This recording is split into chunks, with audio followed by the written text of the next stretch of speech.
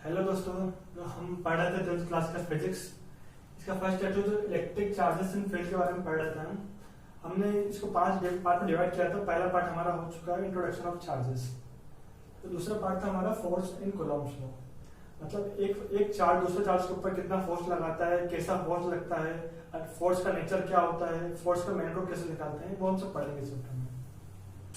तो मैं वैसे इमेजिन कराने के बता देता हूँ। जैसे हम चुंबक लेते थे, दो चुंबक ऊपर पास लाते थे, दो चुंबक के नॉर्थ पोल है, साउथ पोल है, ये भी नॉर्थ पोल है, साउथ पोल।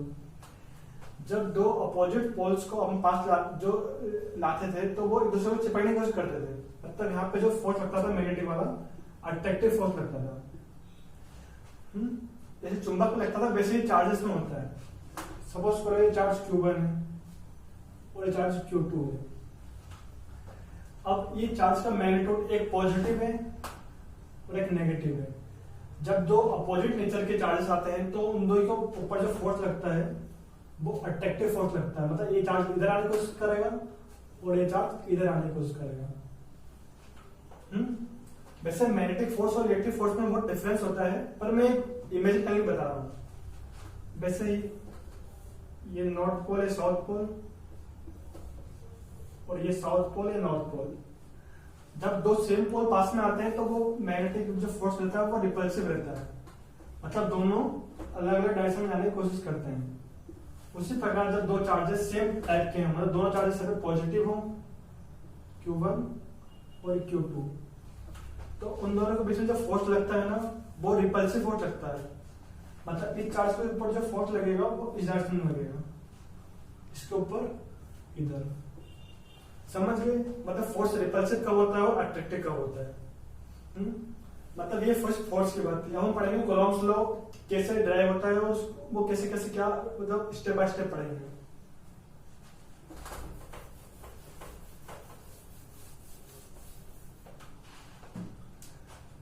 फिर से मैं 2 पॉइंट चार्ट डिवीजन करता हूं, Q1 और Q2। इन दो के बीच में एक लाइन ड्रॉ कर रही है। इन दो के बीच डिस्टेंस कितनी है? R। अब देखो, कूलम्ब्स लॉ हमें बताता है कि इन दोनों के बीच में जो इंडक्टिव फोर्स लग रहा था उसका मैग्नीट्यूड हम कैसे कैलकुलेट कर सकते हैं। तो ये एक स्टेप बाय स्टेप प्रोसेस है। लास्ट में हम पता करेंगे पूरा फॉर्मूला कैसे बना। सबसे पहले कूलम्ब्स लॉ कहता है कि जो फोर्स ऑफ इंटरेक्शन दोनों चार्जेस के बीच में, वो इन दोनों चार्जेस का जो मैग्नीट्यूड है ना उसके प्रोपोर्शनल रहता है। मैग्नीट्यूड मतलब Q1 गुणा Q2 इन दोनों चार्जेस का मैग्नीट्यूड के मल्टीप्लिकेशन के प्रोपोर्शनल रहता है, डायरेक्टली प्रोपोर्शनल। पहला मतलब इसको इससे 2-3 चीजें भी सिद्ध होती है। पहली चीज कि सपोज करो इस चार्ज के ऊपर जो फोर्स लग रहा था वो इधर लगेगा, क्योंकि दोनों चार्जेस सेम टाइप के हैं। F1 जो Q1 के ऊपर जो फोर्स लग रहा है उसको डिनोट कर रहा हूं मैं F1 से, और Q2 के ऊपर जो फोर्स लग रहा है उसको डिनोट करता हूं मैं F2 से। सो इसके मुताबिक F1 जो फोर्स लगा डायरेक्टली प्रोपोर्शनल है Q1 मल्टीप्लाई Q2 के। वहीं जो F2 जो Q2 को फोर्स लग रहा था वो डायरेक्टली प्रोपोर्शनल है Q1 मल्टीप्लाई बाय Q2। मेरा कहने का मतलब है कि जो F1 और F2 जो दोनों फोर्स है वो दोनों का मैग्नीट्यूड सेम रहेगा, क्योंकि दोनों डिपेंड कर रहे हैं Q1 और Q2 के मल्टीप्लिकेशन पे। हाँ, मतलब अगर Q1 की वैल्यू 1 कूलम है और Q2 की वैल्यू 2 कूलम है, इसका मतलब ये नहीं होगा कि भाई F1 ज्यादा है, F2 ज्यादा है। इससे ये सिद्ध नहीं होता, क्योंकि जो फोर्स डिपेंड करता है Q1 मल्टीप्लाई Q2 के। मतलब यहाँ पर इस केस में भी F1 रहेगा वो 1 गुणा 2 पर, और F2 भी 1 गुणा 2 पे। मतलब F1 बराबर F2 रहेगा मैग्नीट्यूड डायरेक्शन। मैग्नीट्यूड डायरेक्शन तो क्या बोली हो सकती है, but magnitude must be same. Okay. हाँ, अगर इससे एक और चीज सिद्ध होती है। अगर मेरे पास डिस्टेंस सेम है, डिस्टेंस कांस्टेंट मुझे R दी गई है। अगर मुझे क्वेश्चन पूछता है कि एक कांस्टेंट डिस्टेंस पे मैं Q1 और Q2 की जगह कितना चार्ज रखूं कि जो फोर्स मिनिमम है, तो मैंने क्वांटाइजेशन ऑफ चार्जेस में एक चीज बताई थी आपको, Q is equal to NE। और जो n था ना वो इंटीजर था। तो जब Q को मुझे मिनिमम करना है, क्योंकि मुझे फोर्स मिनिमम करना है, तो मैं यहाँ Q1 और Q2 की वैल्यू ऐसे रखूं जो कम से कम हो, मतलब n की वैल्यू मस्ट बी 1 मिनिमम करने के लिए, या फिर -1 भी हो सकती है कि एक प्रोटॉन और एक इलेक्ट्रॉन हो, पर ये कि वो डिपेंड करता है फोर्स अट्रैक्टिव हो जाएगा या फिर फोर्स एबल से हो जाएगा। अगर Q1 और Q2 का नेचर अपन अलग अलग करें, बहुत थोड़ा मैं इसे क्वेश्चन आता है मिनिमम फोर्स कब होगा, जब n की वैल्यू 1 या फिर -1 होगी, मतलब Q क्या होगा, या फिर E होगा या फिर -E, मतलब इलेक्ट्रॉन होगा या फिर प्रोटॉन होगा, समझ गए। मतलब जब मुझे फोर्स मिनिमम करना हो तब मैं यहाँ पर दोनों इलेक्ट्रॉन रखूंगा या फिर दोनों प्रोटॉन रखूंगा या फिर एक इलेक्ट्रॉन एक प्रोटॉन रखूंगा, मतलब उसका मैग्नीट्यूड कितना होना चाहिए 1.6 × 10⁻⁻19 कूलम मिनिमम फोर्स के लिए। तो ठीक है, अब ये फर्स्ट केस था अपना कूलम्ब्स लॉ का, F is directly proportional to Q1 multiply Q2। Second case का पढ़ रहे हैं,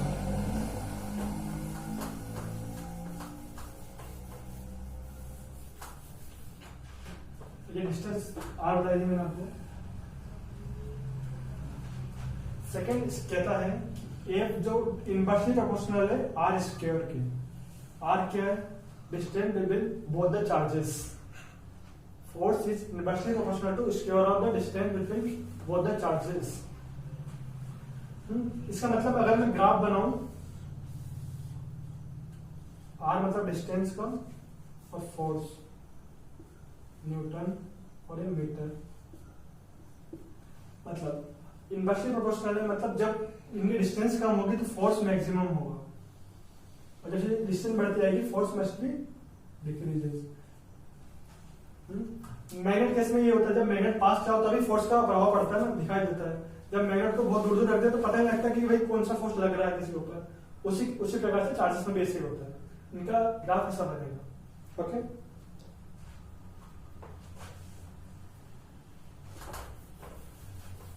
एक ग्राफ पूछा जाता है कई बार, graph must be known, sorry ये नहीं मिला,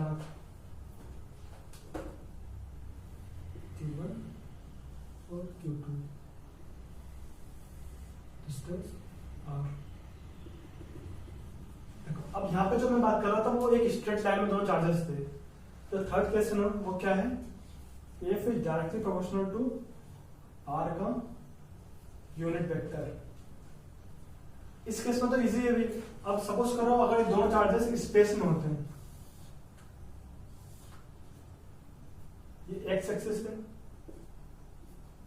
ये y एक्सिस और ये z एक्सिस। तो यहाँ पे मैं प्लेन बना देता हूँ उनके,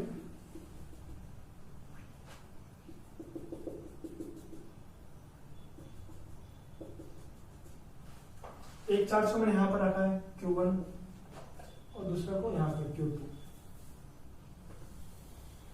लाइन जो कर रही है वो R डिस्टेंस पे है और उसका R वेक्टर है सपोज। तो force is directly proportional to R direction vector की वो only direction, not a magnitude, कोई रिलेशन से डायरेक्शन, तभी यूनिट वेक्टर मैंने यूज किया था। तो सपोज मैं मानता हूं जो R वेक्टर कितना था, I + 2j + 3k।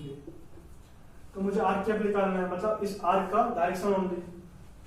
तो डायरेक्शन निकालने के लिए मैं इस वेक्टर में इसका मैग्नीट्यूड का डिवाइड कर दूंगा।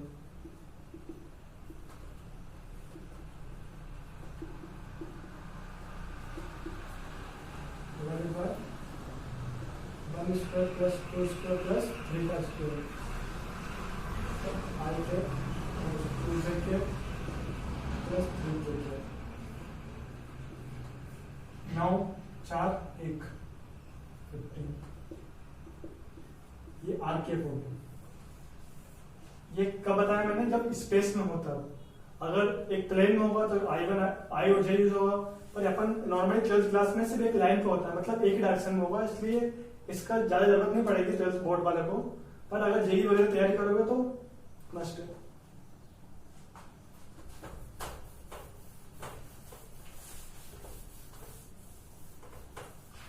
सो ओवरऑल क्या होता है, हम तीनों कंडीशन को इकट्ठा लिखने की कोशिश करते हैं। Q1 × Q2 divided bye R² and direct are cap. तो जब ये प्रोपोर्शनलिटी हटता है ना तो उसकी एक कांस्टेंट आता है, आरओटी कांस्टेंट। प्रोपोर्शनलिटी कांस्टेंट बोल सकते हैं F equal to K Q1 Q2 divided by R square R cap. मैंने प्रोपोर्शनलिटी हटाया इसलिए प्रोपोर्शनलिटी कांस्टेंट लगा, इक्वल लगा। एक्चुअली के क्या होता है, के की वैल्यू होती है 1/4 pi epsilon not. Epsilon not से जानते हैं।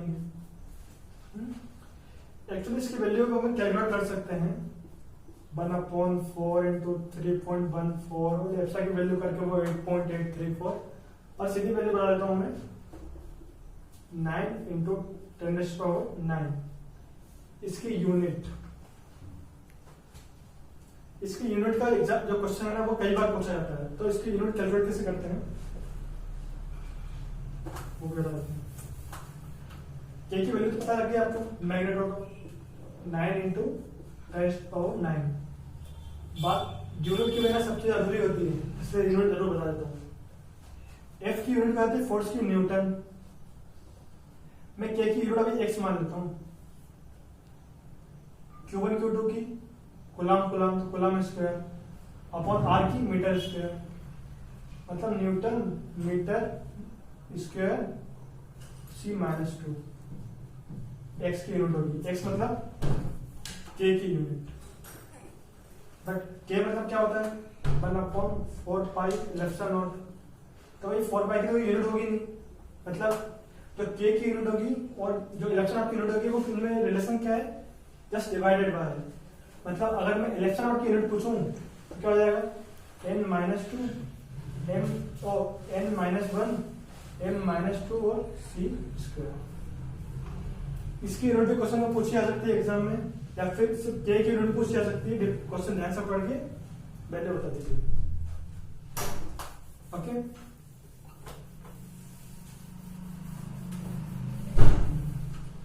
अब एक्चुअली यहाँ पर हो क्या रहा था, सिर्फ दो चार्जेस थे।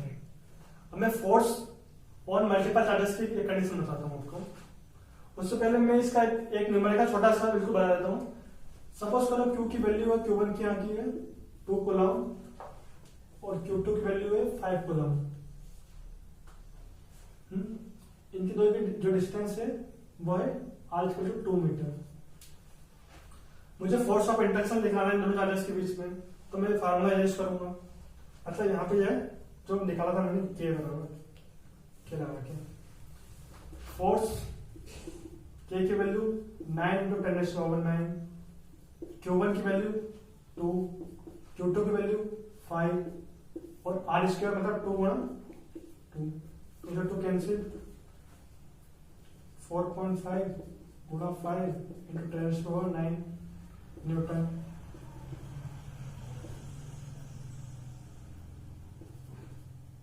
(22.5 इंटू 10⁻9 न्यूटन। ये एक वे है सॉल्व करने की क्वेश्चन को, फार्मूले में वैल्यू पुट करो और इजी आंसर आ जाता है। कोई बड़ा क्वेश्चन नहीं आता था बोर्ड में, नॉर्मली ऐसे। हाँ, मैं क्या बता रहा था, मल्टीपल चार्जेस को फोर्स कैसे कैलकुलेट करते हैं। अब ये तो दो चार्जेस थे, अब यहां पर लिखा मैंने Q1 Q2, ये Q1 और ये Q3। अब मुझे फोर्स निकालना है Q1 के ऊपर। अब यहाँ पे दो चार्जेस हैं, दोनों चार्जेस के ऊपर फोर्स लगाएंगे। अब फोर्स की डायरेक्शन में लगेगा लाइन ज्वाइनिंग देम, ये रूल है। फोर्स तो उसी डायरेक्शन में होता है लाइन ऑफ ज्वाइनिंग देम, तो मैं लाइन ज्वाइन कर देता हूँ दोनों की। ये तीनों Q1 और Q2 और Q3 का सेम क्या है, फिर तीनों पॉजिटिव है फिर तीनों नेगेटिव है। तो इसके ऊपर जो फोर्स लगाएगा Q1 Q2 जो फोर्स लगाएगा Q1 के ऊपर वो इस डायरेक्शन में रहेगा F1 2, मतलब force on charge 1 due to charge 2, force on charge 1 due to charge 3। अब देखो, अब जो नेट फोर्स निकालते हैं ना, वो नेट फोर्स क्या हो जाएगा F12 प्लस F13 का वेक्टर सम, क्योंकि फोर्स एक वेक्टर क्वांटिटी है। सो फोर्स इन दोनों का वेक्टर सम हो जाएगा। अभी तो इस केस में 2 चार्जेस थे, अगर बाई चांस चार्जेस ज्यादा होते हैं Q3 Q4, तो ये भी इसके ऊपर कुछ ना कुछ फोर्स लगाता है इधर, ये भी कुछ फोर्स लगाता है इधर। तो जो ओवरऑल फोर्स होता है वो भी सभी का वेक्टर सम होता है, F12 plus F13 plus F14 plus F15। 3 तो ऑलरेडी हो गया था, ये 4 था, ये 5 था। मतलब जितने भी चार्जेस हों सभी का फोर्स का वेक्टर सम होता है रिजल्टेंट फोर्स निकालने के लिए। जब 2 केस की बात करता हूँ तो सीधा सीधा रिजल्टेंट फोर्स इधर आता है, फिर 2 केस में 2 और आ गए तो एक नए डायरेक्शन में आ गया।